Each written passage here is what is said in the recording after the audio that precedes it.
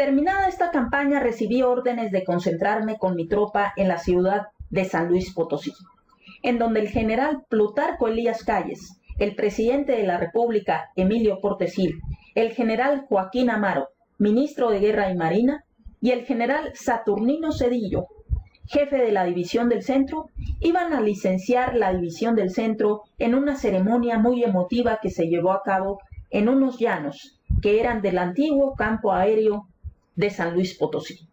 Pero un día antes de embarcar mis tropas en Rincón para concentrarnos en San Luis Potosí, para licenciar las tropas de la División del Centro, llamé a los campesinos de la hacienda de La Laja para formar un ejido y repartir la hacienda.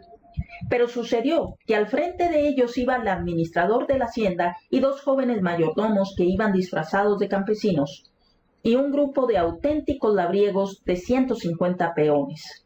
Les hablé de la necesidad que tenían de formar un ejido y exhorté al administrador a que no se estropeara esta acción revolucionaria, pues la zona era cristera y la revolución necesitaba hacerse sentir en el norte de Guanajuato. El administrador me manifestó que él no tenía por qué meterse en eso, que él estaba administrando la hacienda, que los campesinos resolvieran lo que mejor les pareciera. Después se me acercaron los dos mayordomos disfrazados, hablándome en voz áspera que ellos no querían tierras robadas, que ellos querían seguir siendo pobres y recibir los salarios legales del amo y no mancharse en una cosa así. Les dije que ya sabía que un cura gachupín estaba escondido en la hacienda y que les aconsejaba, y que el día anterior les dijo que no aceptaran ser agraristas y que se irían al infierno si lo aceptaban. Que recapacitaran. Les seguí diciendo que el amo de ellos se la pasaba en la capital de la República sin pararse nunca en la hacienda, explotándolos vilmente con un salario miserable y haciéndolos trabajar de sol a sol. Me contestaron alternativamente los dos mayordomos disfrazados en términos ultra reaccionarios, diciendo ser intérpretes de los campesinos. Les dije: aquí mismo vamos a formar el comisariado agrario, que me parece que entonces se llamaban comités. Hubo una inquietud en el grupo campesino. Se hablaron unos a otros y los mayordomos se me abalanzaron.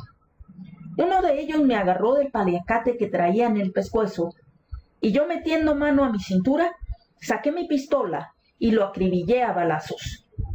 Y como se me venía encima el otro, ya con el puñal en la mano, le disparé el resto del cargador.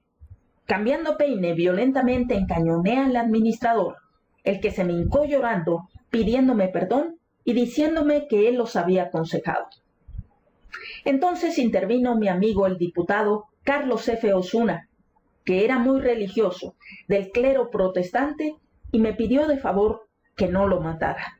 Osuna contuvo mi ira y le dije al administrador: no te mato si me entregas ahorita mismo al cura Gachupín, al que inmediatamente mandó traer con un oficial y el administrador, quienes después me hicieron entrega del cura, y al que le recogí unos flagelos con que se azotaba cuando decía misas clandestinas y que sonaban mucho, con los que hacía creer a la pobre gente ignorante que se estaba martirizando.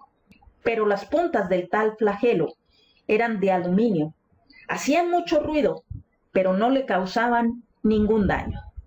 Y este cura se lo llevé a Cedillo, como jefe que era de la División del Centro, y no supe cuál fue su fin, pero me supongo que don Saturnino lo puso libre y no volví a saber de él.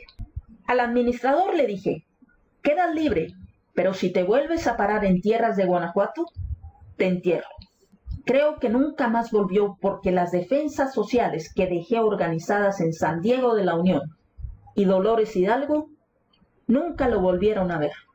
El primer hombre que quebré en Tampamolón, Arriata, a principios de 1911, se llamaba Darío Tavera, y los dos mayordomos que quemé en legítima defensa en la hacienda de La Laja eran hermanos y se apellidaban Tavera. Y toca la casualidad de que el viejo Tavera era originario de San Diego de la Unión, Guanajuato, población muy cercana a la hacienda de La Laja, por lo que deduje cuando supe cómo se apellidaban, que muy probablemente eran parientes de mi primer quebrado, cosa que no tuve tiempo de averiguar, porque los apellidos de los mayordomos de la hacienda La Laja los supe cuando ya habían fallecido. En los dos casos, obré en legítima defensa.